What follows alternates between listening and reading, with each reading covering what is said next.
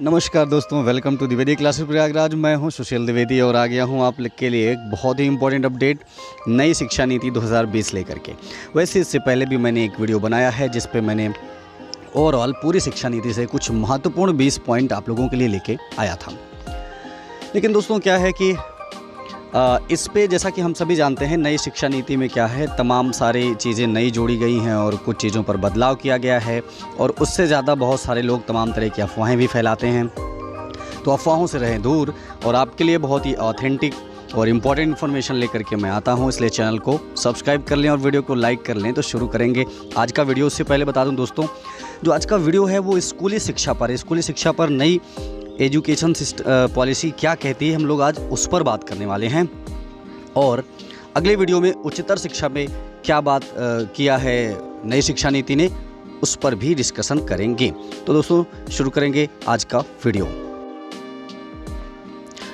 2025 तक पूर्व प्राथमिक शिक्षा का सार्वभौमिकरण, उसमें क्या क्या चीज़ें आती हैं। आंगनबाड़ियों को मजबूत बनाना, नए प्री स्कूल खोलना, प्राथमिक शिक्षा के साथ लिंक, मध्याह्न भोजन कार्यक्रम का विस्तार। जैसा कि हम जानते हैं पहले से ही मध्याह्न भोजन कार्यक्रम हमारे यहाँ सिस्टम में है।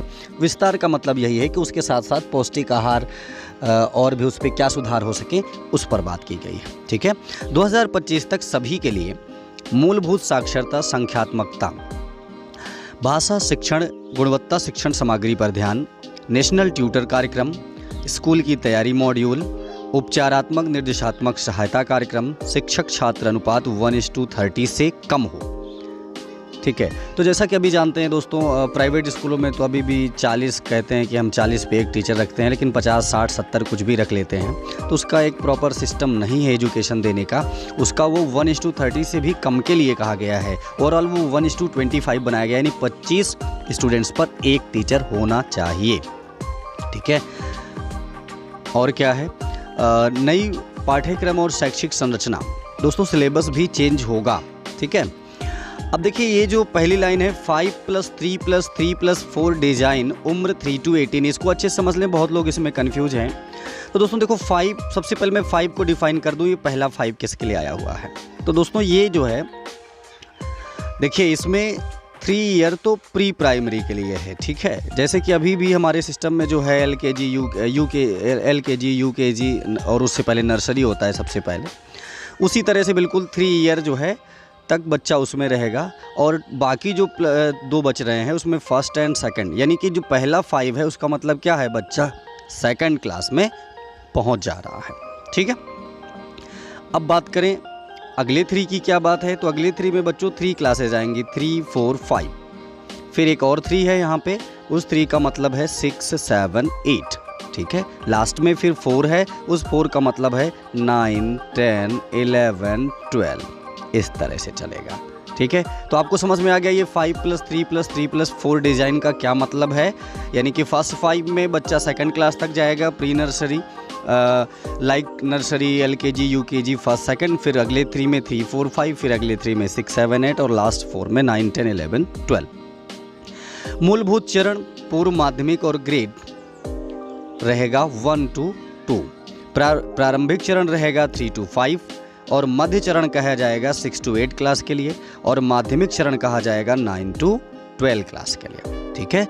केवल शैक्षिक पुनर्संरचना, स्कूलों की कोई भौतिक पुनर्संरचना नहीं। भाई स्कूल जैसा बना है वैसा ही रहेगा, केवल एजुकेशन के में क्या सुधार, किस तरह से और चीज़ें अच्छी की जाएं, उन्हीं पर बात करनी है। ठीक है। पाठ्यक्रम और शिक्षा शास्त्र का परिवर्तन, भाषा दक्षता, वैज्ञानिक स्वभाव, सौंदर्य बोध, नैतिक तर्क, डिजिटल साक्षरता, भारत का ज्ञान, सामायिकी का विकास करना, राष्ट्रीय पाठ्यचर्या की रूपरेखा को सभी भाषाओं में संशोधित किया जाएगा। भारतीय भाषाओं में उच्च गुणवत्ता वाली नई पाठ्य पुस्तकें। जैसा कि मैंने पहले ही कहा, सिलेबस बदलना है, वो अलग बात है कि थोड़ा वक्त तो लगेगा फिर से सब कुछ पब्लिश होने में और आने में। लचीला एकीकृत पाठ्यक्रम और मूल्यांकन, देश में हर बच्चे के लिए समान और समावेशी शिक्षा। अब जैसे यहाँ पर देखिए, कम प्रतिनिधित्व वाले समूहों पर विशेष ध्यान। कम प्रतिनिधित्व वाले में कौन कौन से आ रहे हैं, जैसे लिंग, महिला और ट्रांसजेंडर। इसमें सामाजिक सांस्कृतिक में जैसे अनुसूचित जाति, अनुसूचित जनजाति, अनुसूचित पिछड़ा वर्ग, मुस्लिम, प्रवासी समुदाय, ये लोग आते हैं। विशेष आवश्यकताएं, सीखने और शारीरिक अक्षमता और सामाजिक आर्थिक स्थिति, शहरी जो गरीब लोग हैं, मुस्लिमों और अन्य शैक्षिक रूप से अल्पसंख्यकों को प्रोत्साहित करने के लिए हस्तक्षेप। ठीक है, आगे तो इस पे क्या रणनीतियां हैं? वंचित क्षेत्रों में विशेष शिक्षा जोन, राष्ट्रीय छात्रवृत्ति कोष, लक्षित जिलों को वित्त पोषण और सहायता प्रदान करना, यूआरजी शिक्षक भर्ती, 25:1 और शिक्षक अनुपात, वही जो मैंने बताया स्टूडेंट और टीचर का रेशियो क्या होगा 25:1, यानी कि 25 बच्चों पे एक टीचर होगा। समावेशी स्कूल वातावरण और पाठ्यक्रम, मदरसों, गुरुकुल पाठशालाओं को अपनी परंपराओं को संरक्षित करने और एनसीएफ को सिखाने और एकीकृत करने के लिए प्रोत्साहित किया। शहरी गरीबों पर ध्यान देना। यूनिवर्सल एक्सेस एंड रिटेंशन, 2030 तक सभी स्कूलों के लिए 100% सकल नामांकन अनुपात। मौजूदा स्कूलों में प्रवेश में वृद्धि, रेखांकित स्थानों में नई सुविधाएं, परिवहन और छात्रावास सुविधाओं द्वारा समर्थित स्कूल युक्तिकरण, उपस्थिति ड्रॉप आउट स्कूल के बाहर के बच्चों और सीखने के परिणामों पर नज़र रखना, दीर्घकाल तक स्कूल ना जाने वाले किशोरों के लिए कार्यक्रम। भाई ऐसा होता है ना कि बहुत सारे बच्चे बहुत समय तक 2-2, 4-4 महीने आते नहीं हैं, तो उनके लिए अलग कार्यक्रम की व्यवस्था किया जाए, उनसे मिला जाए। सीखने के लिए कई रास्ते, औपचारिक और गैर औपचारिक मोड, ओपन स्कूलिंग, प्रौद्योगिकी प्लेटफॉर्मों को मजबूत करना, शिक्षा का अधिकार ग्रेड 12 तक बढ़ाया जाए। अभी तक जो शिक्षा का अधिकार था, पहले से भी शिक्षा को मौलिक अधिकार कहा गया है, अब यहाँ पर शिक्षा का अधिकार ग्रेड कह रहा है कक्षा 12 तक बढ़ाया जाए। भाषा में चलिए देखते हैं क्या है। बच्चे 2 से 8 वर्षों के बीच सबसे जल्दी भाषा सीखते हैं और बहुभाषावाद छात्रों के लिए महान संज्ञानात्मक लाभ है। शिक्षा के माध्यम के रूप में घरेलू भाषा, मातृभाषा, यानी कि जो अब देखिए घरेलू भाषा, मातृभाषा का ये मतलब है कि जब स्टूडेंट अपनी भाषा में कोई चीज़ सीखता है तो जल्दी सीखता है। प्री स्कूल और ग्रेड 1 के छात्रों को 3 या अधिक भाषाओं के लिए एक्सपोजर, 3 भाषा सूत्र में लचीलापन, छात्र ग्रेड 6 या 7 में 3 भाषाओं में से एक या एक से अधिक ले सकते हैं, बदल सकते हैं। केंद्र और राज्य सरकार द्वारा बड़ी संख्या में क्षेत्रीय भाषा के शिक्षकों की भर्ती करना, माध्यमिक विद्यालय के दौरान वैकल्पिक के रूप में विदेशी भाषा का चुनाव। तो ठीक है, यहाँ पे विदेशी भाषा का चुनाव भी कर सकता है माध्यमिक विद्यालय के दौरान। स्कूल संस्कृत को वैकल्पिक भाषाओं में से एक के रूप में पेश किया जा सकता है। स्कूलों में तमिल, तेलुगु, कन्नड़, मलयालम, ओडिया, पाली, फारसी और प्राकृत सहित अन्य शास्त्रीय भाषाओं और साहित्य का शिक्षण। स्कूल परिसर और स्कूल शिक्षा का विनियमन।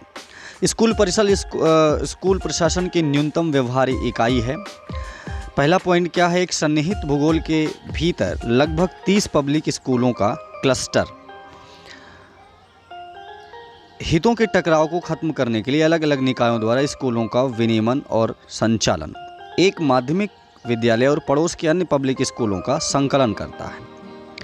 नया स्वतंत्र राज्य विद्यालय नियामक प्राधिकरण SSRA बनाया जाना है। स्कूल शिक्षा निदेशालय पब्लिक स्कूल प्रणाली का संचालन। स्कूल परिसर क्यों?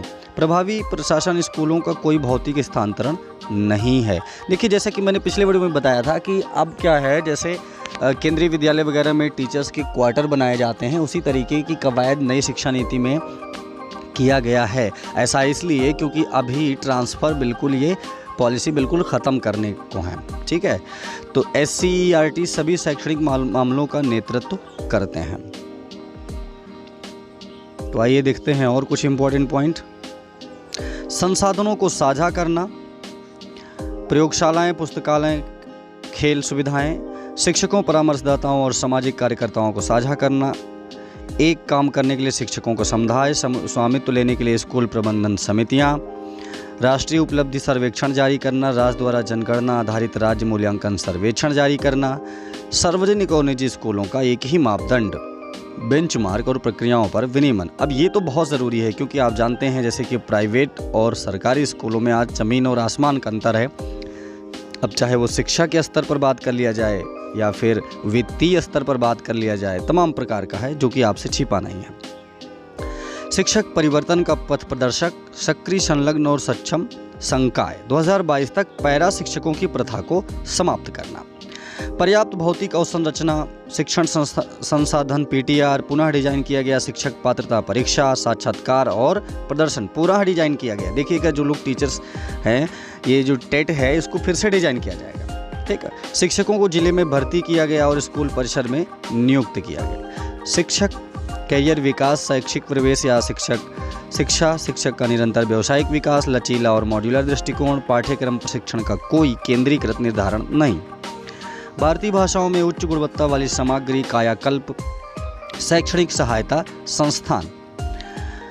हर संस्थान में पर्याप्त संकाय, तदर्थ संविदा नियुक्तियों पर रोक। जैसा कि आप समझ रहे हैं इस समय जो संविदा पे, जैसे शिक्षा मित्र वगैरह हैं ये संविदा पर ही हैं, तो भविष्य में फिर संविदा नियुक्तियों पर रोक लग जाएगी।